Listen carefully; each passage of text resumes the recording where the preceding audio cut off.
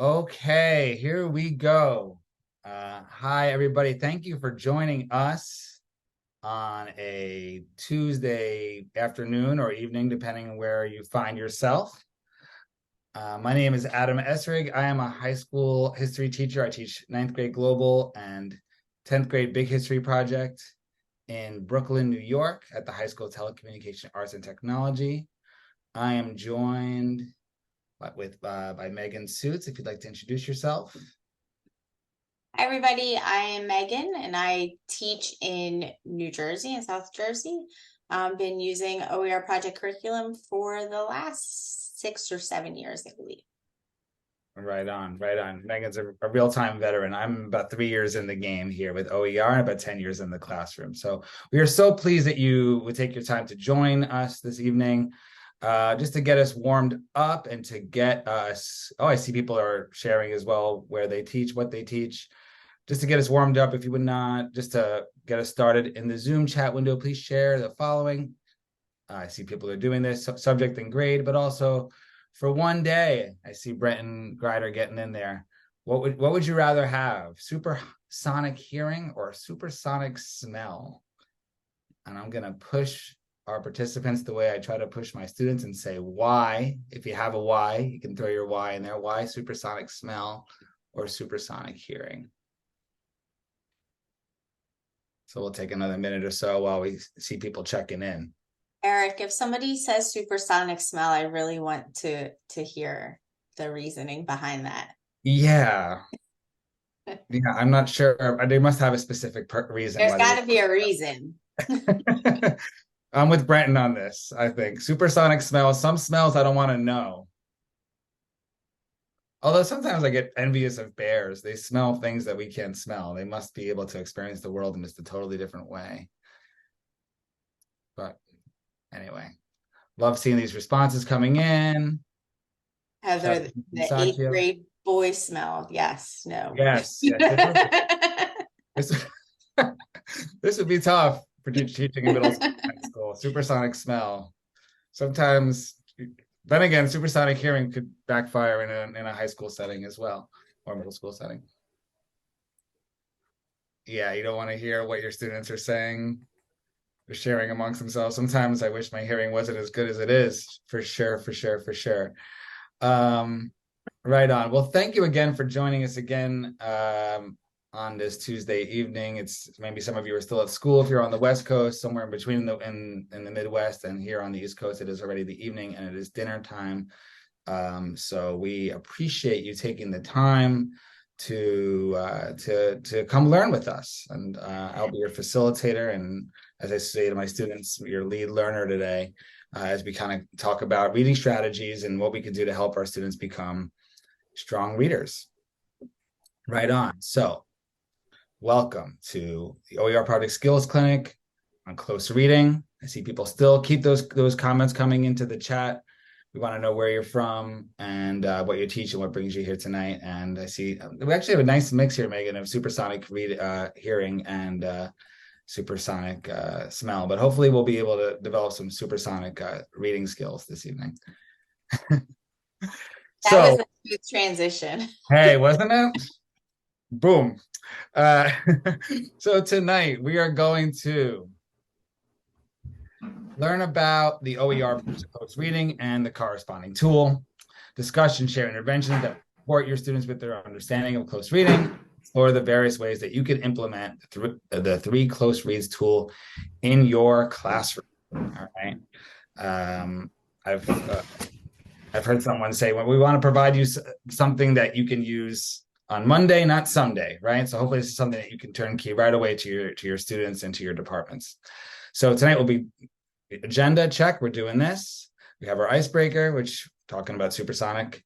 Our checklist, our student exemplar review. We'll talk about students, how they do with the tool, how you might do interventions, tips for success, ongoing supports, and next steps. And then we will wrap. Okay, so some norms for tonight. Okay, feel free to throw some questions in the chat, especially if something is unclear. Use the raise hand feature anytime. Feel free to interrupt me, ask questions. Use the chat to share anecdotes or resources with each other. I've been on the other side of the screen where I was a participant in these sessions, and I know that sometimes the best tips I get are from the items and the strategies that the teachers are sharing in the chat. So definitely keep those going. Cameras on is of course preferred, but Lord knows I'm afraid that my son is going to walk in any second now and interrupt this entire session. So if you have all kinds of reasons that we understand, people might want to keep their cameras off for privacy. But if you can engage with us with cameras on, that's great. Collaborating is key to everyone's success. Of course, like I said, some of the best strategies come from the folks that are here in the session. Your personal needs come first. Take care of yourself while you're there. Okay. And this time is for you. We hope that you'll be able to use this, like I said, right away. All right. So what is the OER approach to close reading? The reason that you're here. Okay. And as I'm gonna read on the left here just to actually give you a little bit of time here. But really thinking about, why is close reading an important skill for students to have, and how are you currently teaching close reading skills in your classroom? And we'd love to actually start off tonight with hearing out from you some reflections on these questions, if you're so willing to share. So in today's world, the skill of reading applies not just to articles and traditional text, but also videos, data, graphic biographies, and other types of images and data representations. And at OER Project, we believe in close reading, so students not only decode information, but they also deeply understand the content well enough to apply it. Without making it through the entire progression of reading from basic decoding to application, it's difficult to make history usable. So how do we help students read all the content closely? Through an approach that we call close reads, a practice that has been borrowed from long-established methodologies and best practices for teaching reading. So feel free to use the chat here, but it'd be really nice if we'll start with the first reflection question. Why is close reading an important skill for students to have for you?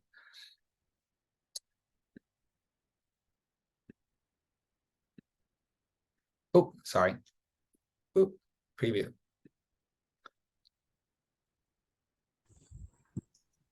Can I just answer out loud? Please, that's what we're hoping for. Yes, that's so great. So as I always tell my students, you're not learning the material to be able to regurgitate. You're learning how to learn, especially because as they get into college and further, they're going to have jobs that don't even exist yet. So they need to know how to know. 100%, Tara. Thank you for that. Love to hear from one or two other folks on this first question. I can go next. I have kind of an interesting situation is that we're all online and virtual. So my students are pretty much doing like 99% of the course asynchronously.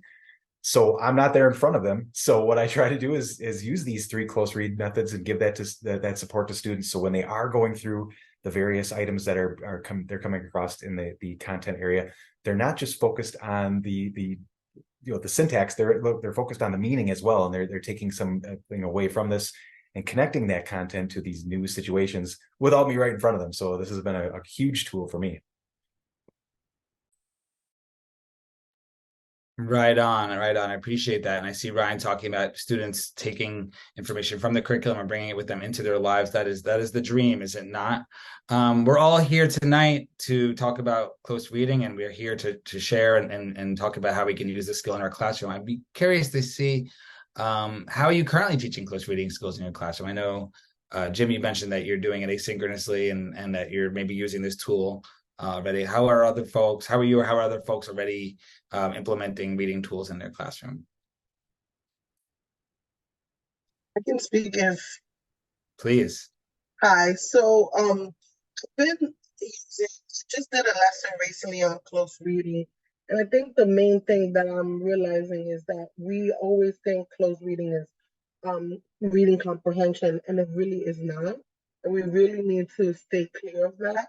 I myself, I'm doing a fellowship, so my mentor just, observed me, and it's not punitive, but it was just like enlightening, and how, we need to really, like what you were saying, I think Tyra was saying that, the jobs have been created. And honestly, I feel like also our democracy is in danger because of the lack of literacy in the United States, and just our skills that our students need. But because a lot of times we just give them reading comprehension questions, but they really need to know how to not to like actually read and understand and get meaning and analyze it. What's the purpose? What's the bias? All of those kind of skills that I think are important. Thank you so much. Right on. Thank you so much for sharing that, Alexa. We'd love to hear from one or two other people if you're out there, if you're willing to share. So I start off by showing an episode of Star Trek. It's the one where they encounter the race that uses metaphors to talk, Darmok and Jalad Tanagra, because they never, and I always start by showing them where they're talking to them, and the people on Enterprise are trying to figure out what are they saying, because that's the whole point of why we do the 3 close reads, is that they need to figure out what is the text saying, how do they come about by saying it. And when you're talking about language, there oftentimes, especially the vocabulary section on the 3 close reads, my students always want to say, I know everything. And it's like, do you? You're a sophomore in high school, and there are still words that I don't know, and I know I have a larger vocabulary than you. So do you? Or are you trying to be lazy and circumvent that particular thing? And so I have tried to find different media to show them why we're doing the 3 close reads.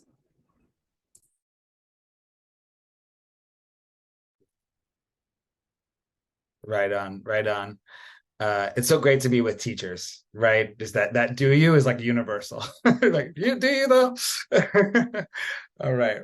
I want to put it out there for one more moment in case anybody else feels like they want to share a strategy or what they're currently doing before we move on.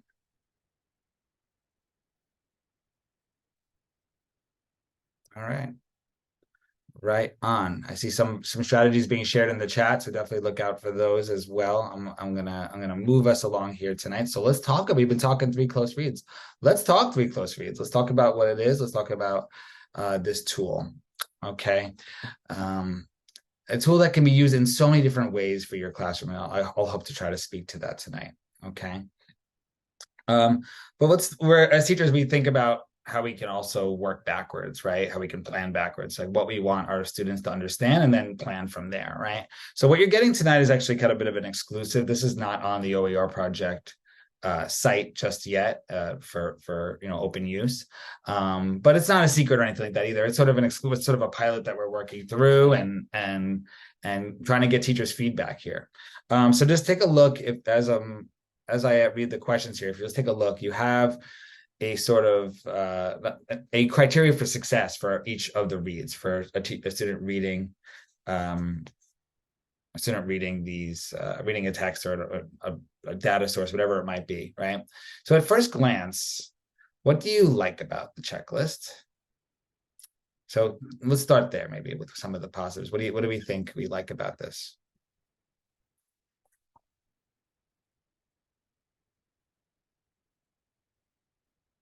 And feel free I to like the fact that it's short, Mm. easy to follow. Right on. Thank you for that, Tammy.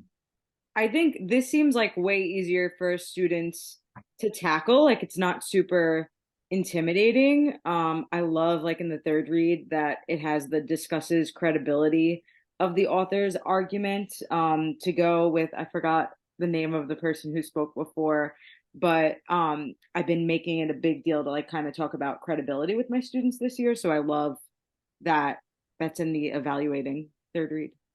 Awesome. Right on. And what wonderings do we have as we're looking through this? How might you use this with your student? What do you wonder as you're taking a look over this checklist? Notice we're calling it a checklist here and less a rubric necessarily in an evaluative sense. And thanks, Adrian.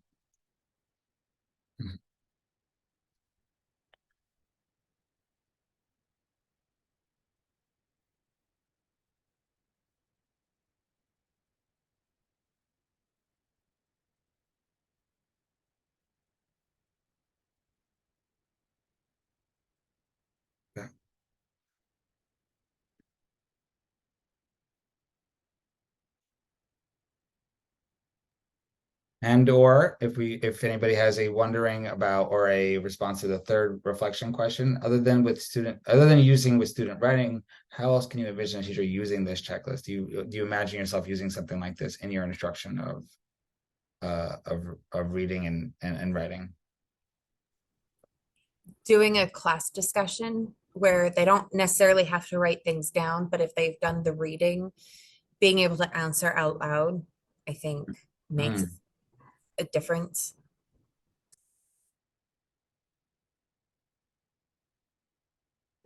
And just building off of that, like one of our focuses, is academic discourse this year. And so I was thinking like they can use this as a reflection too, like after their discourse or discussing whatever topic, can they check for, oh yeah, this happened or this didn't happen. So a little self-reflection with this.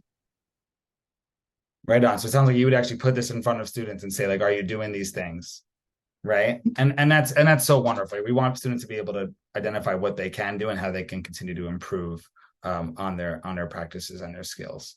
Excellent. So we hope that this is I was going to say illuminating, perhaps that's too grandiose, that this is informative as to how we're approaching, maybe trying to reapproach evaluation when it comes to reading. How do you evaluate someone else's reading, someone's grasping of a skill? Well, maybe they can do, as Rachel was mentioning, they can do some of that evaluation on their own, or just giving them sort of steps. Like as you're able to do each of these things, you're continuing to get better and better and better, and putting students really in the driver's seat of their learning there.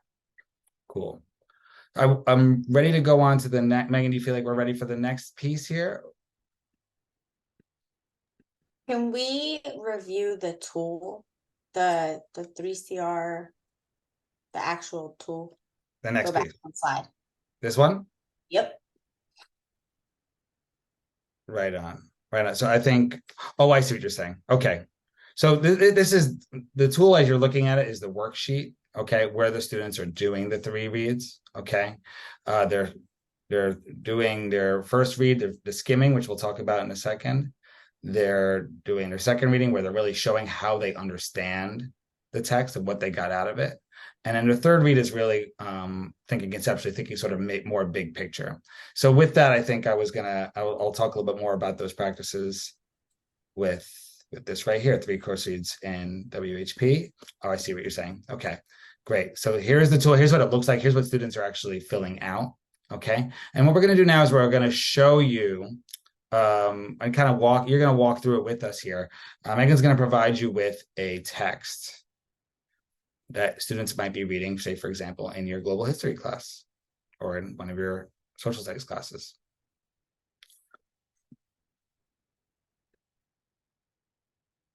This one, right? Here we go. Okay. So economic and material causes of revolt. Right on.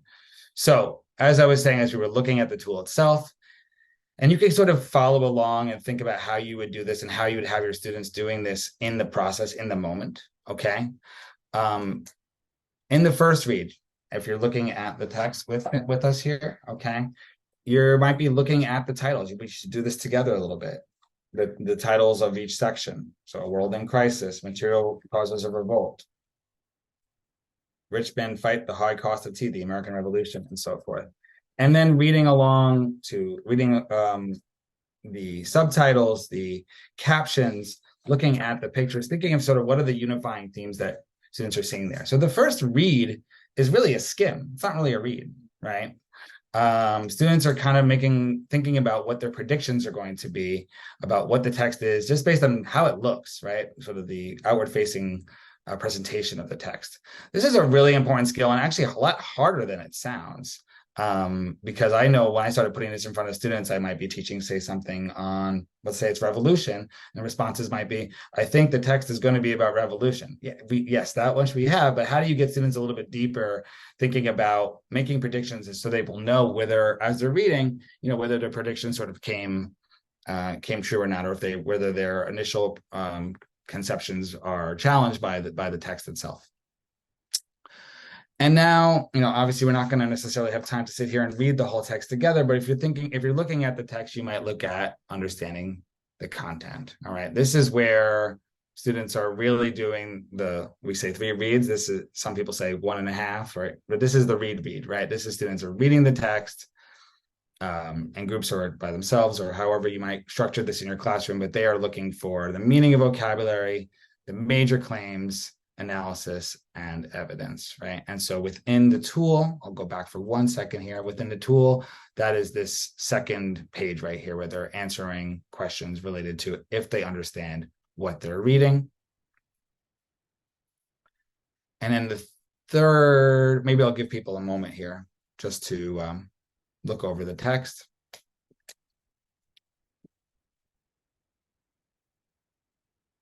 Any questions as before we go into the third read, or describe what the third read would be, or any thoughts that anybody would want to share? Can everything be sent either like Google Doc, because I'm not able to get into my Dropbox, please? Thank you. Think you should be able to get into it even without a login. Is that right, Megan? I'm not sure. No, if you have to have a login for Dropbox. I don't think I have one. I'm not sure about with Dropbox. Yeah. I can try to throw it into a Google Doc real quick. Yeah, so just bear with me. Okay. It looks anecdotally like there are some people who are able to get in and preview it. The OER project for the article does not require Dropbox, so you should be able to access the article just through the OER site. Okay. And then the third read, right? Now that you've had a chance to look at the article, the third read really is about the big picture. How are students applying this new information they just read about to the bigger unit that they're learning about in school, or to they're learning in other classes, or to the bigger course question? How does this reading support, extend, or challenge what they already thought about the topic, or already thought about this unit? How does it, and this is my favorite part, how does it apply to their lives? Why should they care at all? What's the connection between themselves and what they read? So that third read is really the conceptual read. It's the sort of so what, right, of this all, right? What are they taking away from it? And one question I will ask my students when I'm doing 3 reads is, what are you walking away? What are you walking out of this room with today that you weren't thinking about before, maybe? Cool. So thoughts about that question? As Megan and I have this in common: questions, comments, complaints, concerns. Feeling good? How's morale out there? All right. So you've had it. I appreciate that, Tyra. Thank you so much. So as we're moving through here, we're gonna put you in breakout rooms now, okay? And by the way, we're aware of this sort of like Zoom thing, and we would think we'd have this figured out by the year 2023, but we know that we can't copy and paste out of the chat. So there's no way for us to convey these questions to you. So if you want to take a photo of the questions so you know what to say in your so you know what to say in your in your breakout room, or just take a mental note of what's being asked here, because I know sometimes I see some people taking photos here. Love it, because I know sometimes you go to the breakout room and then we're worse than the students, right? We're like, wait, what are we supposed to do? So if you can take note here, all right, what context or information did skimming for the gist give you about the article? Did skimming help you to understand the article content better? Could this technique help your students? Really think about that question, because I think a lot of our students, right, they jump to, oh, I just think it's going to be about revolution or something. It's cool, right? But like, how does that help them in their understanding of the broader text and the article that they're reading? Where might your students find some difficulty with this? Where might it be hard?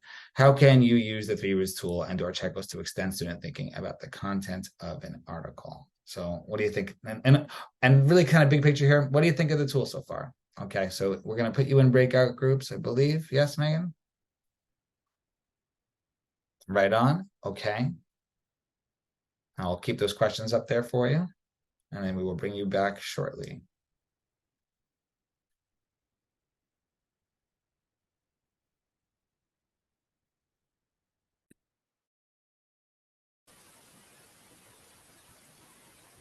Okay, so party people, welcome back to the main session. Thanks for engaging those discussions in the breakout rooms. I would just love to hear, if there were any takeaways in your room, any themes that came up, any epiphanies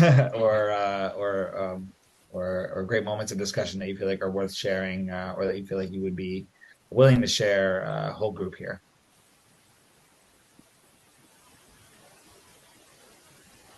Most of our group are brand new to this, so we've never really used it before, and I could just see my students in general skimming really quickly. So how do you get them to engage with it more fully? Particularly, they're not independent learners yet, so trying to get them to that stage.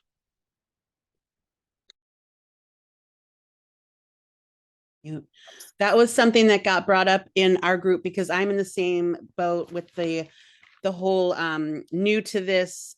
And one of the ladies mentioned how she breaks it into pieces, and that was really really helpful. Just breaking like everything down into the smallest chunks is what she said. And I feel like that would be really helpful, especially for students that are slow to learning or lower level, where you could just and model those skills individually in smaller chunks. I cannot remember the lady's name in my group, but that was where it came from. I wrote it down. I'm going to do that. That was me, Tara. Yes, there. Thank you. Yes, I think modeling is important. Students don't know automatically to do that. So I think that when we first do something like, especially like skimming, that we should model it and do, the I do, we do, and then you do scaffolding for them or with them. Right on. Also, in our group, I spoke about making the connection. I'm a skim reader myself, and just skimming the article and looking at the different reasons why people were revolting sounds very familiar to what's going on in our society today with inflation. So, trying to get the kids to, what's the word I'm looking for? Hypothesize what was going on during that time period. What are some of the things that you might feel? What are some of the things you feel now that the people back then in those revolts would feel?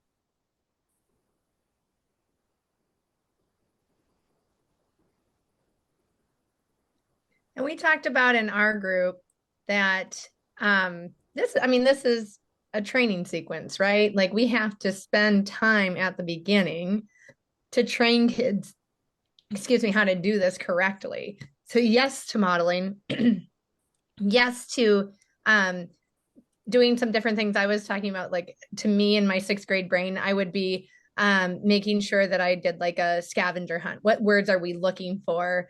As we're doing, page 1, I saw that word, that this is a low-tech meme or something like that. And I was like, oh, that's where they're at. Like, we're looking for words that are going to catch their attention and try and draw them in those ways. So hopefully we set them up at the beginning by doing the modeling, by doing some of that work together, so that, by the end of the year, they can skim by themselves.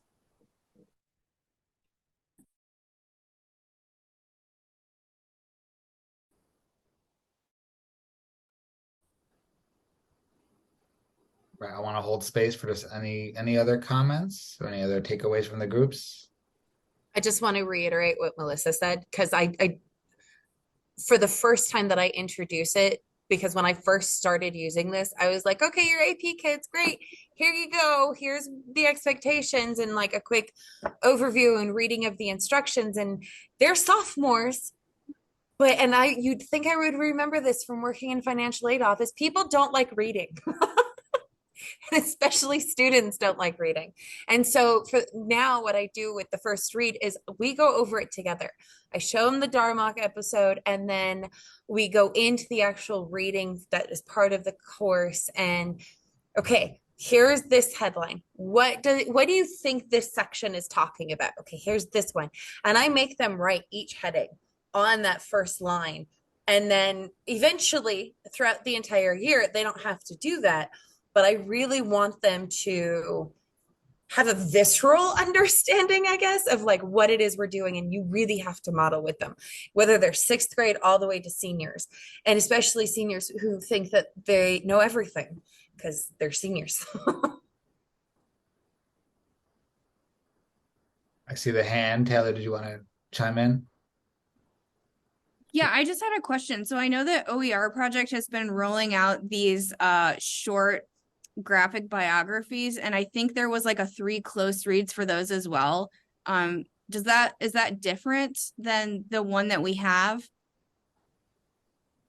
Yes and no. I mean, I think the 3 close reads, what I say to my students, what I think about all the time is like, I think of it as like a mindset in a sense, in a way more than anything else, right? Whether I'm looking at a graph or some data or an article or a graphic biography, I'm still kind of going through this mindset, through this routine of the prediction, the understanding, and then thinking about the bigger picture, right? Kind of going through the three close reads. So in that sense, it's not new.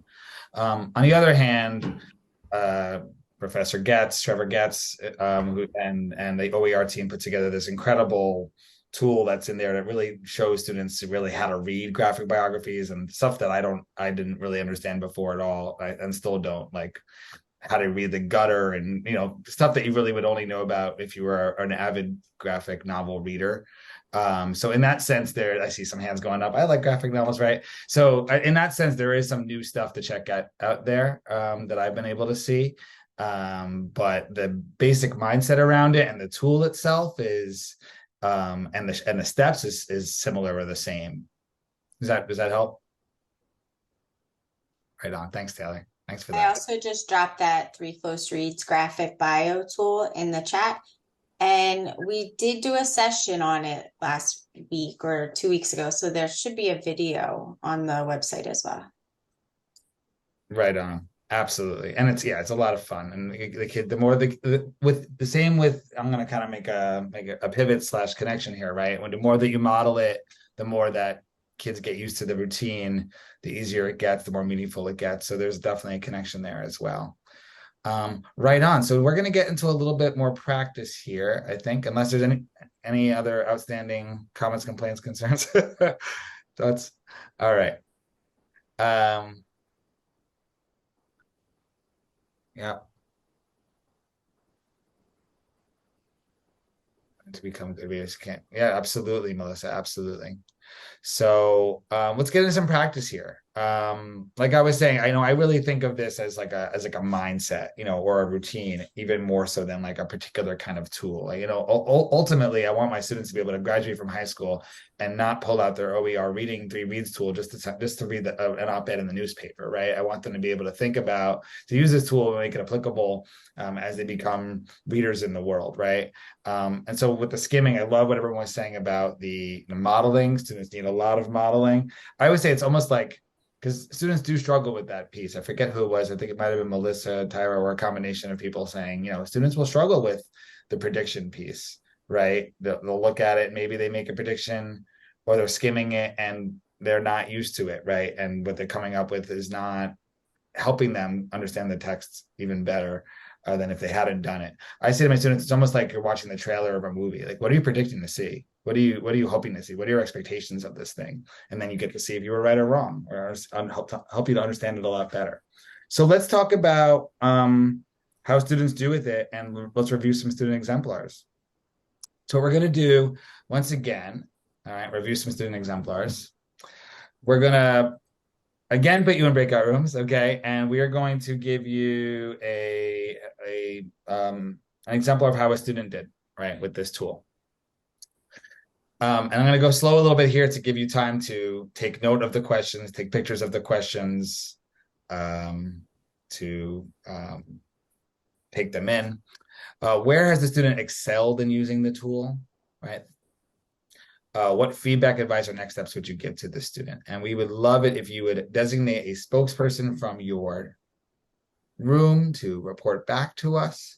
We're going to try to give you, I think the last room is maybe on the shorter side. We'll try to give you a little bit more time with this one, just that way you can really dig into the answers and not feel rushed. It is the Dropbox is in the chat. Is that right, Megan? Yes, the Dropbox is. Oh, you have a Google Doc version. I switched it to Google Doc. 21st century. The things can happen quick. All right. So hopefully you're able to get to that really quickly and easily, and everyone's able to access it. Are people able to share screens in breakout groups? So if you have technical difficulties or someone's not able to, look and at more than one thing at a time, maybe somebody in your group can share screen. You'll work it out in your groups. But really thinking about these questions: where has the student excelled? What feedback, advice, or next steps would you offer the student? All right, so we'll put you back in the breakout rooms. We'll be there for what's a longer amount of time here, Megan? Maybe like 10 minutes, 8 minutes ish? But like 7-ish, 6 or 7-ish minutes. Okay. Questions, comments, anything before we go? People feel like they know what to do. Okay, right on. So we can't wait to hear what comes back.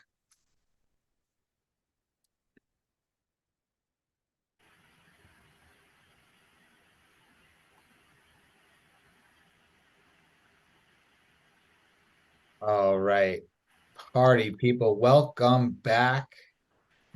Just catching up a little bit on the chat here. Love what Adrian's saying. Reading here, just acknowledging the students. Reading more than once doesn't mean failure. It means you're a good reader, right? So how did this student do with their 3 reads tool? Would love to hear from the groups. I know you all assigned. I realized it was a bad teacher moment. I should have said the person with the next birthday or something like that. Make it easier for you to decide.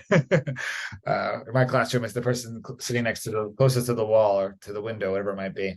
Anyway, what did if you can the random reporter, exactly. Thank you, Lance. Yeah. So what did you talk about? How did the student do? Did they excel in using the tool? What feedback or advice did you give them? Or did your group go on another tangent? And those comments are very welcome as well.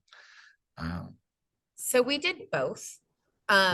Like one of the things that we talked about is how they start off really strong, like the title and heading, and kind of starting to go in depth. And again, with the images, a few of the images of the French Revolution, particularly women's involvement in the revolution, but they don't, like, through all of the listing of the things that they see, they don't tie it back to the main argument and how it's supporting it.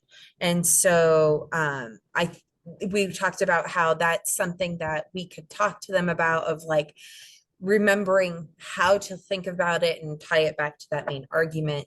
And then we got off onto a tangent because I don't like the fact that they only put one word. As much as they might want to say that they know every other word, they picked one word and went with, yeah, okay, that's the big word. We're good with it. And they said the main claim, but they didn't again tie everything back together and discuss the evidence and the things that are happening or what they're seeing. And so, like, how can we have the conversations with our students? Like one of the teachers, he asked students, what does civic mean? And they said car. And so we talked about like how we can go through it of like, okay, you're not wrong, but like when they're looking up words, the difference between the intention and what is a generally accepted definition of a word. How can we go about finding that? Because I let my kids use Google because I want them to learn how to operate that particular tool. And that was mentioned by several other teachers of using this one tool is great. How can we build upon it, and helping students build upon it in ways that make sense to them and help them feel confident in their learning?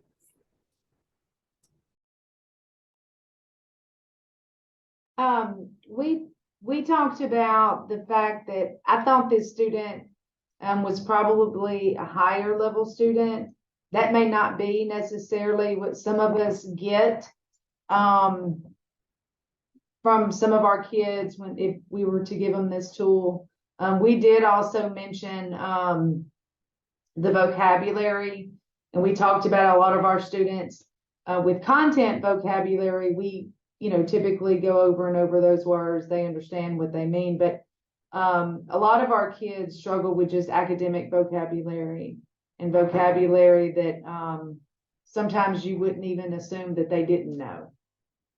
And so I like that tool. And really, we talked about how making our kids feel comfortable enough to be able to say, I'm not sure what that means. And I think someone in the whole group mentioned earlier about saying, I think it was Tyra saying, you know what, first time I read this, I had to look up such and such, that they realize you're vulnerable enough to say, I don't know every word either.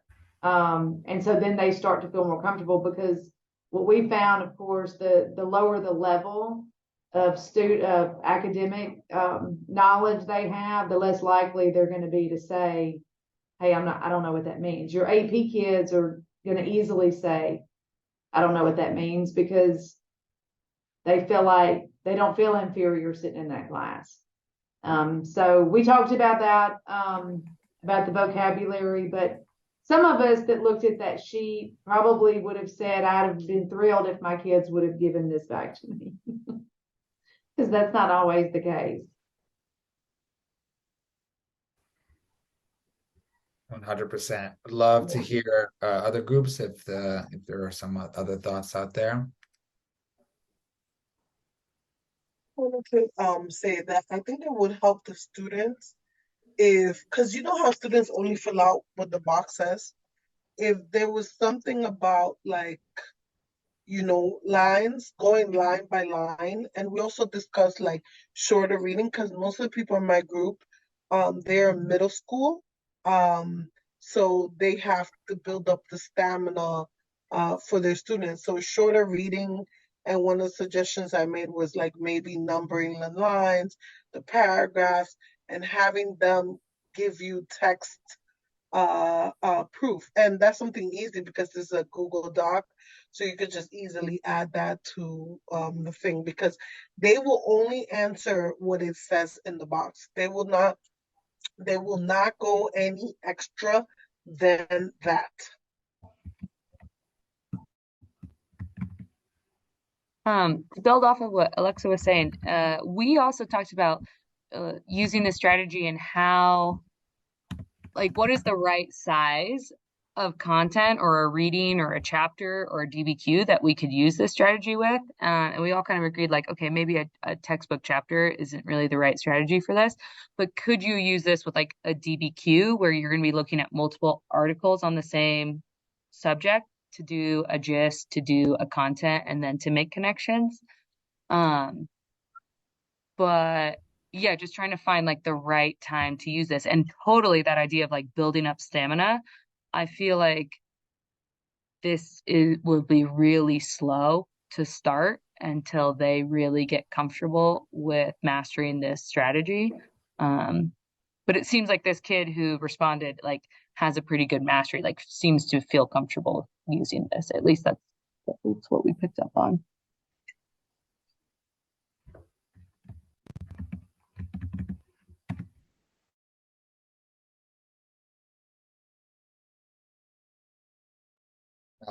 I'll want to hold space for one more minute in case, or one more moment here in case someone was about to chime in. Sure. In my group, we thought the student did a pretty good job of getting into the facts and some of the specifics of the things that they read. It was a little bit cursory, but frankly, relative to some of, I'll speak personally, my students, it looked pretty good.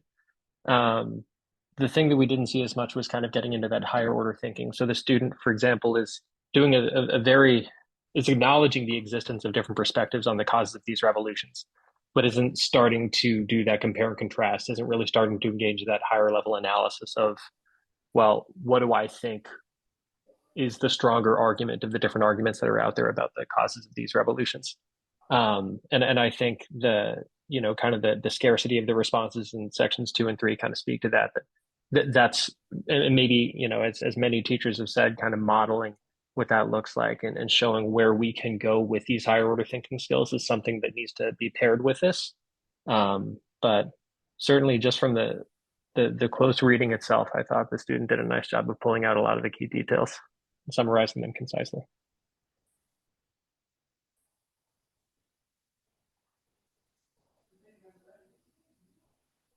Yeah, I mean, like I said, it's great to be with teachers, right? We're seeing what's working and what's going really well with the student, and for a lot of us, also holding that bar, being like, okay, I would like to see a more higher level thinking, or there's some things that we'd like to see push the student even more.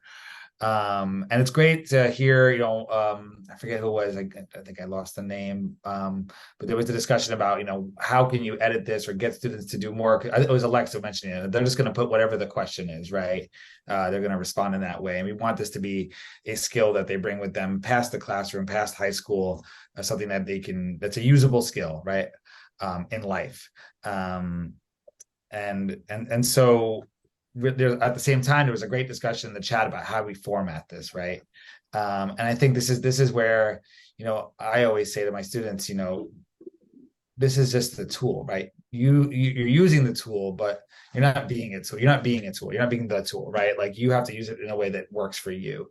And so I will apply the 3 reads mentality to a gallery walk, right? And how students are making predictions and then they're doing their reading around the room and then the big picture thinking. For example, this could be, just to sort of respond to this question in the chat, this discussion in the chat. This could be adapted in all different kinds of modalities in your classroom. And really just kind of becomes a thinking routine, just as much as it is a particular lesson type or a reading strategy. Other thoughts? Sorry, I think I hear someone unmuting. I have a quick question. So we kind of talked about this in my group, and then it's kind of also been on the chat a little bit. So like, how would you use this on like is this like a big difference between primary source and secondary source? Because like this week I'm going to show my kids, the Declaration of Independence. Well, that doesn't have any images on it. How would you do a close read on more complex primary document like that? I do have some thoughts, but I think maybe I'll throw it to the group and see if anybody wants to respond to Brenton on that or has thoughts around that.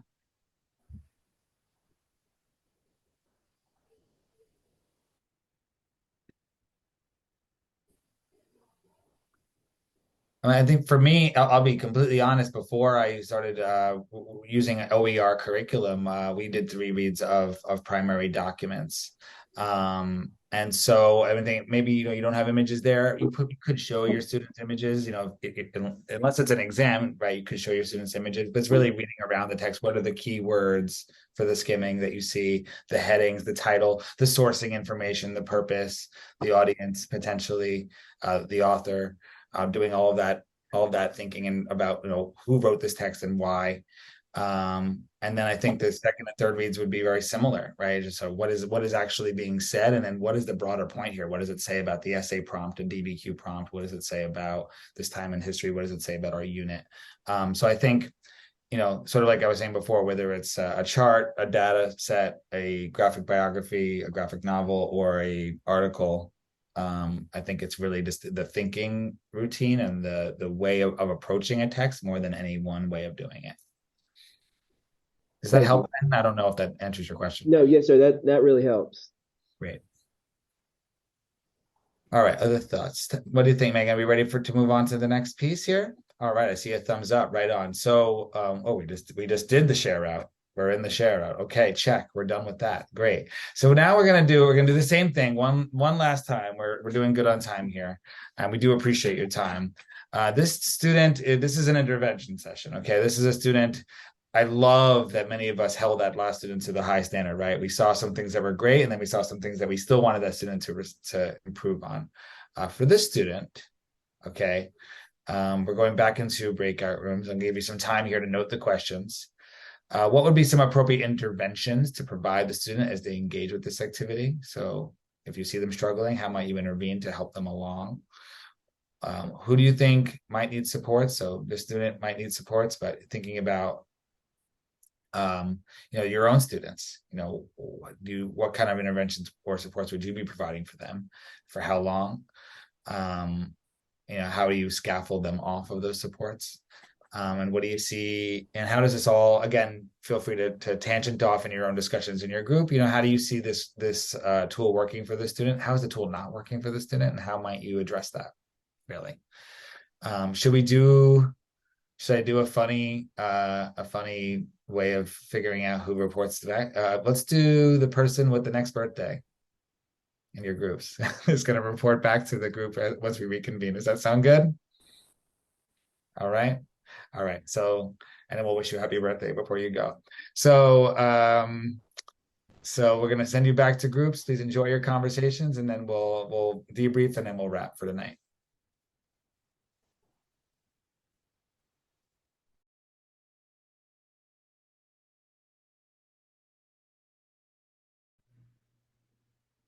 All right, it looks like we are almost all back. I'm just going to wait for the rest of us to arrive. Okay, so welcome back. That was our last breakout room convo. We hope you made great connections with other teachers. So just to close us out tonight, all right, a little share out. I'm going to keep the questions up there. I'm going to go back to the questions just so people can see them and keep them, maybe help them keep in mind what they talked about. But we get to wish people a happy birthday. So if your birthday is coming up soon, then feel free to jump on the mic and share out. If that's not right for you and you want to throw it in the chat for now, that's great too. But we just love to hear what some of the insights were in your groups. So it's entertaining, but I was the one who had their birthday next, which is February. The next were March, May, and one person had just passed. So that's me. But we were talking about how the student is using very simplistic language. And so if we want to get them to that higher level thinking, one of the things that we would do is create, using the document, the tool that we have, but creating a separate tool for them that simplifies the questions down for them so that they have something to fill in each box, and learning how to take quotes and connect them back to the main theme and how does this support it and what is it getting at throughout the entire article, but definitely needing to break it down into simpler terms and simpler visual things.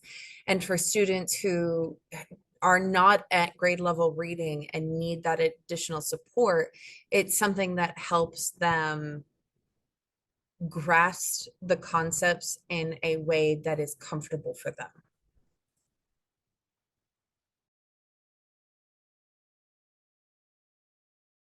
Yeah, I think go ahead. We also talked about like chunking as well and making it more manageable, sentence starters, whether like getting visuals involved. But also one thing that I've found helpful in like rolling out tools like this is bringing a little bit of like metacognition into it.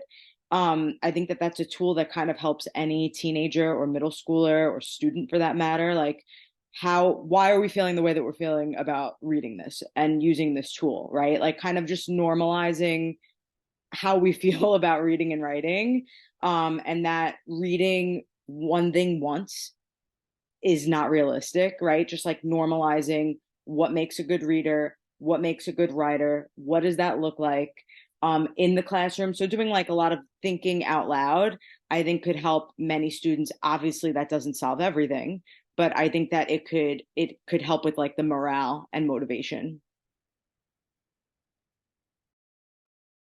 I think what we spent probably the most time talking about was the analysis and evidence portion, where student had really good evidence there, but there's no analysis. And I think maybe we need to add a question. Okay, so what? You've given me the evidence.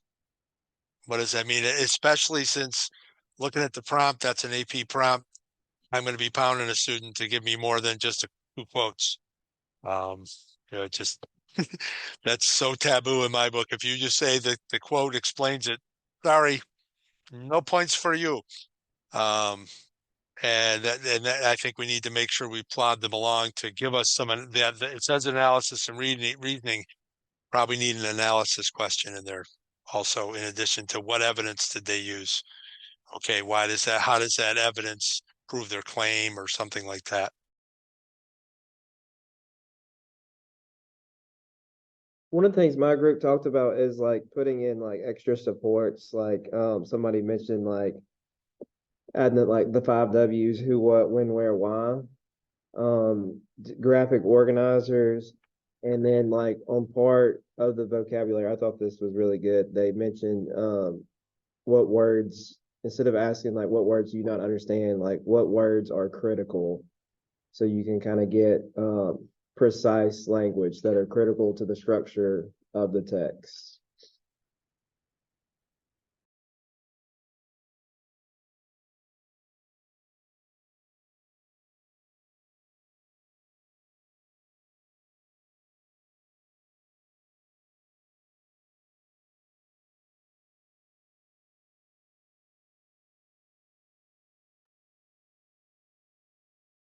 Hearing a couple trends here, right? Excellent. I'm going to say it again, just so great to be with teachers, right? Adding more questions, chunking, metacognition, checking in about how we feel about what we're doing, why are we having the reactions that we're having, all excellent strategies for working with this student or your students that are struggling with this tool the most, amongst some other strategies that were mentioned. And really just working with our students, working to get them to that next level, meeting them where they're at. I want to hold space for anybody else. There might be some other folks who were about to share, and then I jumped in and they have a birthday coming up soon.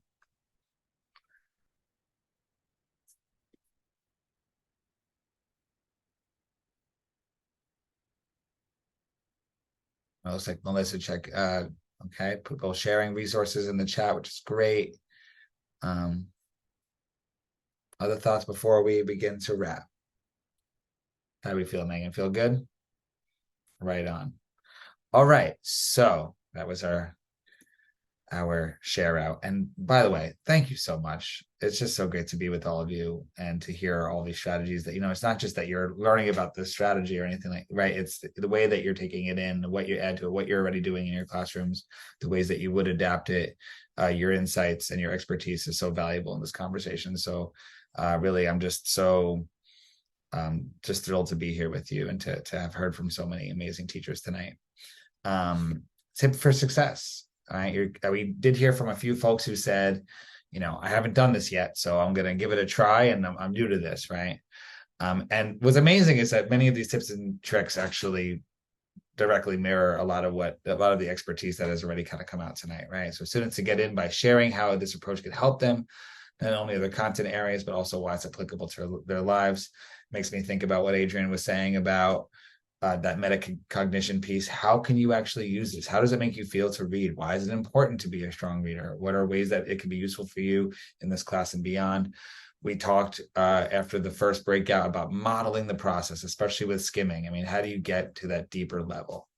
Getting them even excited about what they're about to read, right? I try to amp it up like it's an Avengers trailer or something like that. We are about to see this article, right? But how do you model it for them and model some of not only the strategy, but I would say also the joy around the reading. And some folks mentioned just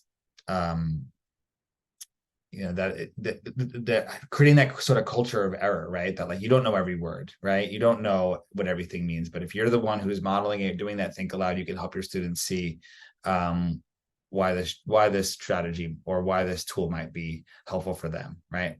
And you're showing them that you don't know everything, right? But you're using the tool to help yourself get better as well.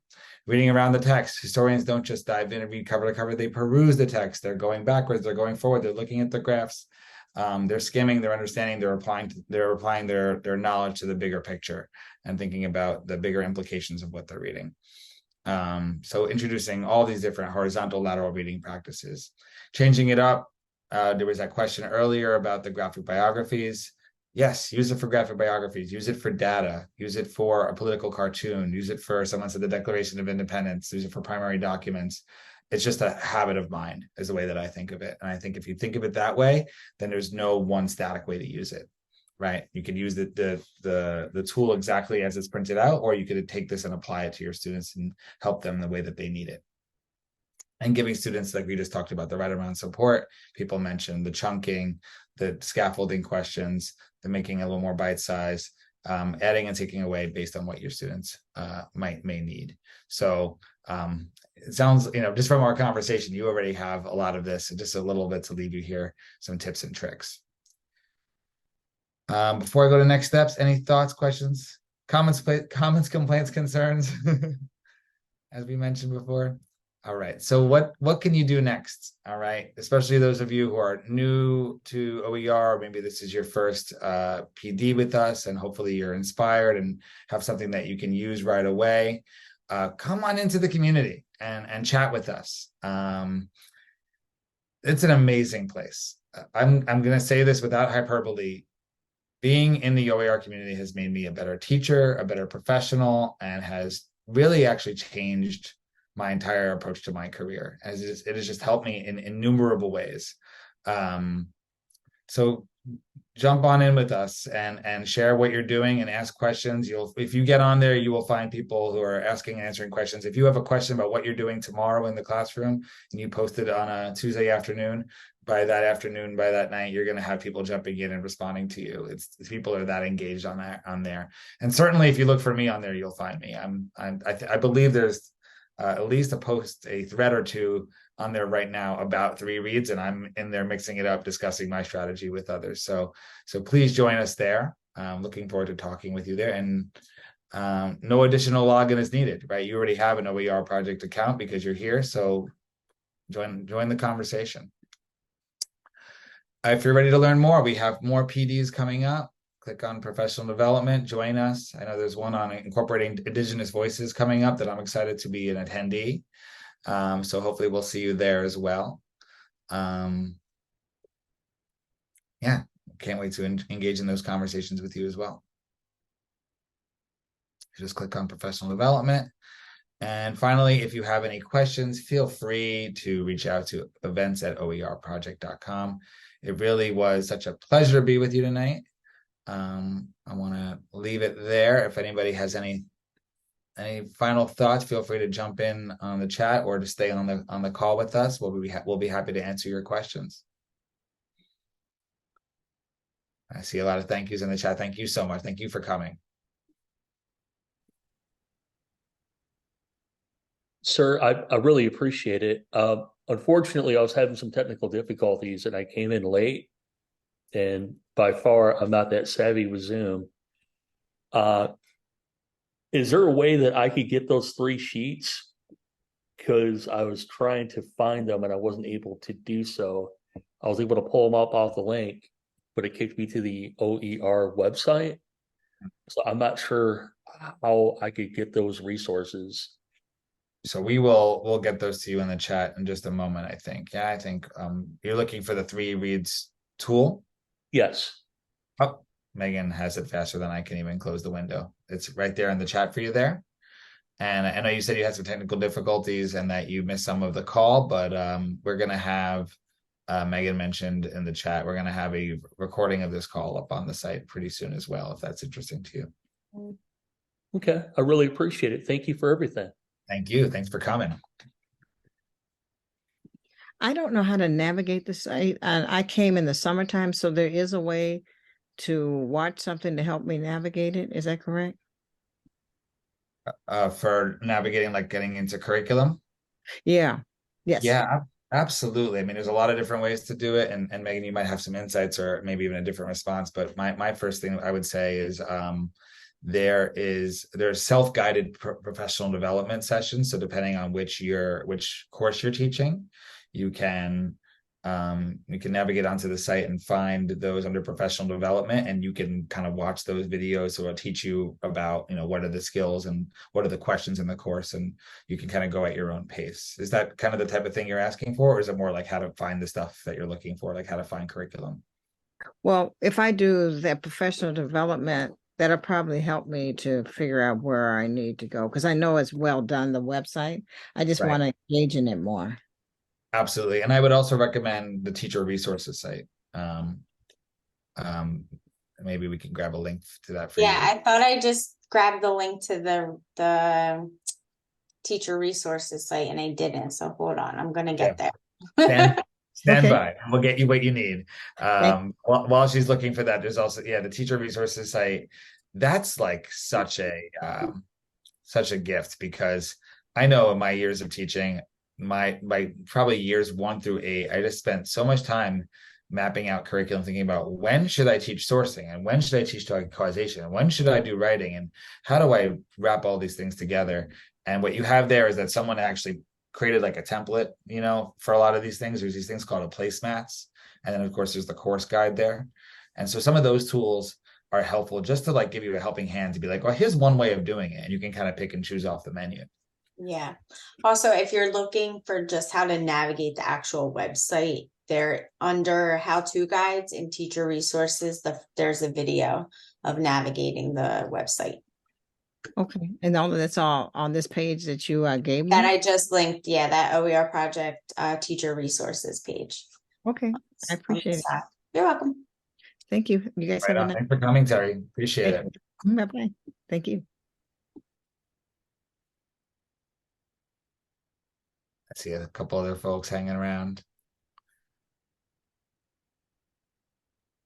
I was asking if there's some kind of a certificate or completion for this PD or anything. Yeah, you can just email events@oerproject.com and they will send you a template. Okay, so event. Yeah, it's right on the screen. Events@oerproject.com. Where do I see? Oh, I got you. Okay. Plural events. There, right. It's being blocked by the chat box and the picture. And Okay, gotcha. all right. Yeah. Okay. Thank you.